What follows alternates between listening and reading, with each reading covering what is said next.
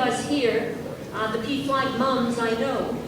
Sharon Gless was probably the first PFLAG mum we saw, and it gave us the idea that one day that could be us, and here we are. It is us, it is our life, and so we are so thankful that through TV you showed us who we could be, and you as Debbie Novotny have been inspirational to us, and on behalf of Toronto PFLAG, we're just so happy to honor you. Please.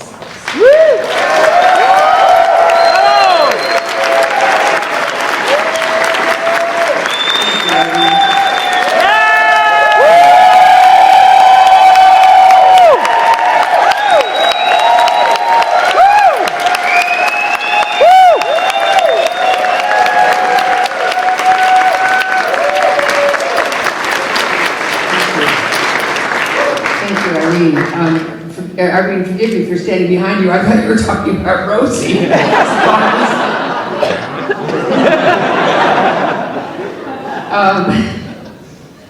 Rosie O'Donnell. Glessy loves you more than you do know how much I love you. All right, I have to tell a story. I fell in love with Rosie O'Donnell when we worked together on Queer as Folk, and I never recovered. Several years later, I just kept loving her more and more and more. And one evening, there was even a moment of confusion. My husband said, someone said, she told you this? No.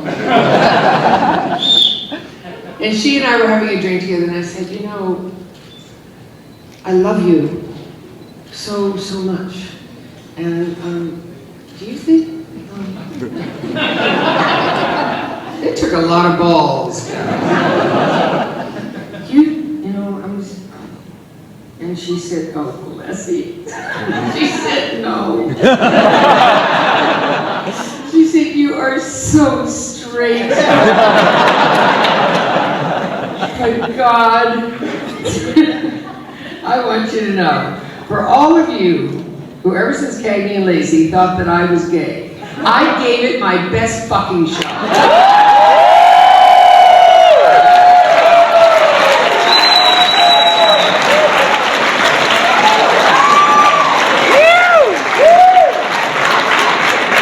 For the best fucking lesbian I know. Turn me down flat. I just want to go on there. Hi, baby. Are you okay with this? My husband, Barney Rosenzweig.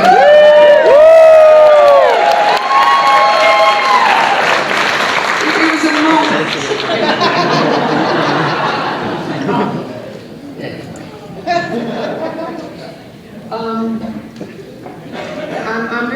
I'm really nervous. Everybody's come up here without paper, and I have paper, and I'm so nervous I can't read it. I want to talk about a screening that I went to 13 years ago. It was in Los Angeles. Every frame of film we shot, Queer as Folk, was shot here in Toronto.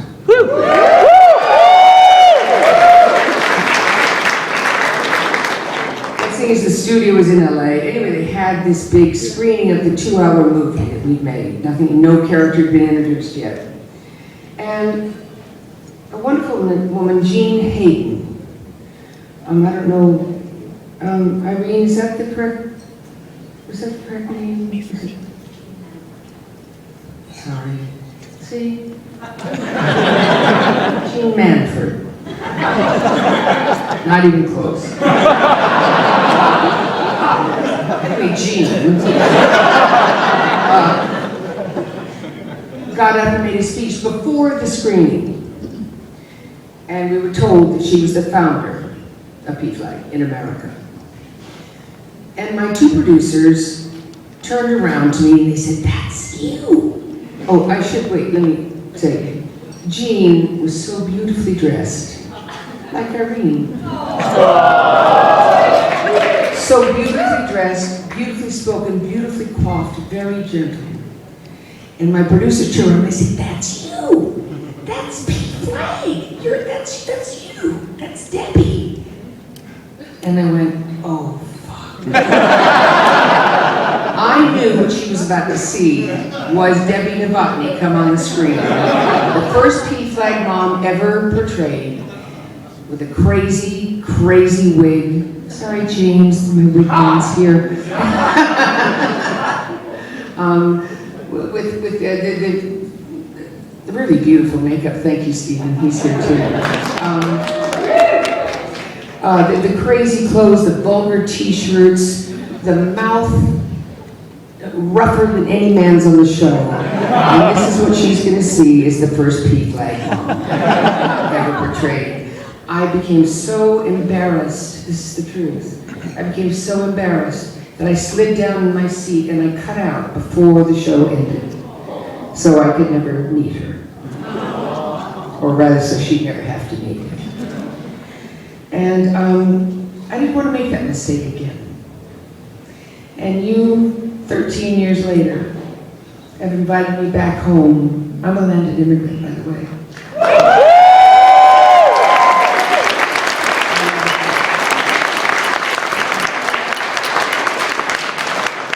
And I want to come. I'm trying to sort of follow this, but I was not always evolved or involved or aware of what was going on. TV people work long hours and they're very sheltered. Cagney and Lacey, I knew nothing about feminism until I played Chris Cagney.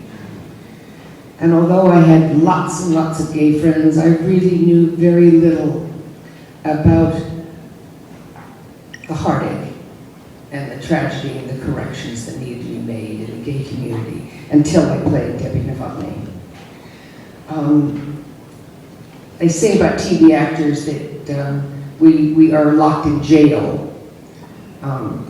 We don't get out much and we don't really know what's going on outside. And occasionally, a moment like this or making a change in someone's life is a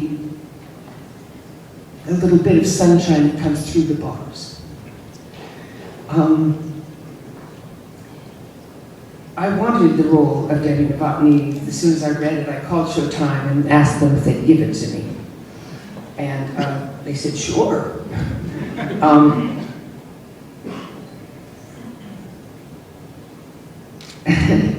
The head of Showtime said, I like the idea, Sharon. I think you'll bring a little class to the project.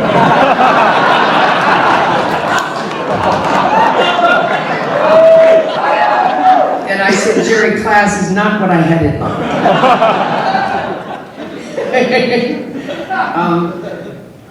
But the truth is, although Debbie, her look was crazy, and I invented that look, by the way. Her heart was the most important thing, and I knew I could play her because I played my mom. My mom did not look like Debbie. She looked like Irene. She did. And my mom had this amazing, amazing heart, great compassion, which she taught me, and I said, I know how to play her, because I'm going to play how my mom loved me. Anyway, the light that comes through the bars. I've had many moments of that light. You bring me back here to Toronto, the moments I've had here in Toronto, boys coming up to me saying, can I have a hug? Women coming up, wanting the same thing. Boys writing me saying, my best friend, the queers folk didn't come on in time and my best friend killed himself. But I saw it and I'm still alive. And thank you. I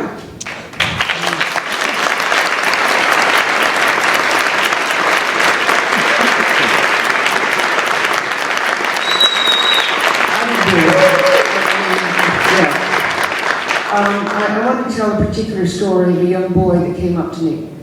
I was coming out of a movie, and this young man came up and he said, may I have a hug? And I went into my, I didn't have my wig on. I went into my dead body. Sure, honey, come on. And I put my arms around him and I held him, and this boy started sobbing. And sobbing and sobbing and sobbing, and he could not stop. And, you know, people were sort of around, and I just said, I'm not going to let this boy go. I will not. Everybody else disappeared, and all I could think was the damage that had been done to this boy. That this woman who played this crazy lady on television would just touch him, just hold him, touch his body. And he responded with racking sobs. You're the people who make this difference. I only played her. I still want to deviate from my script because all I have done really is return the love and respect that you have given me. We love you, Sharon.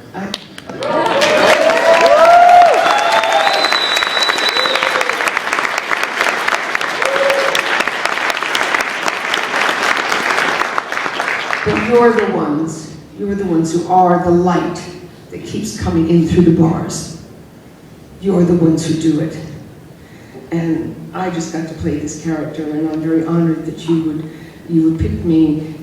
I want to thank you, because at 70 years old, this was not part of my speech.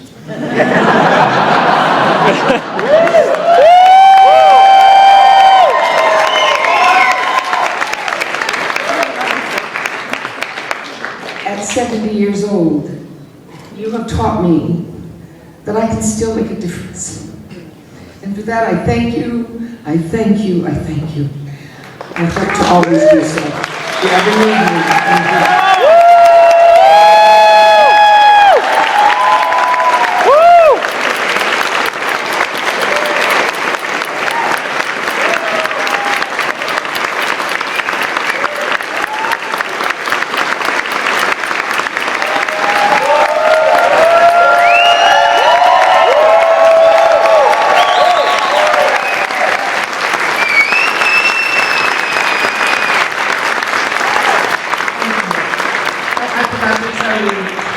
truly, how very, very much I love all of you.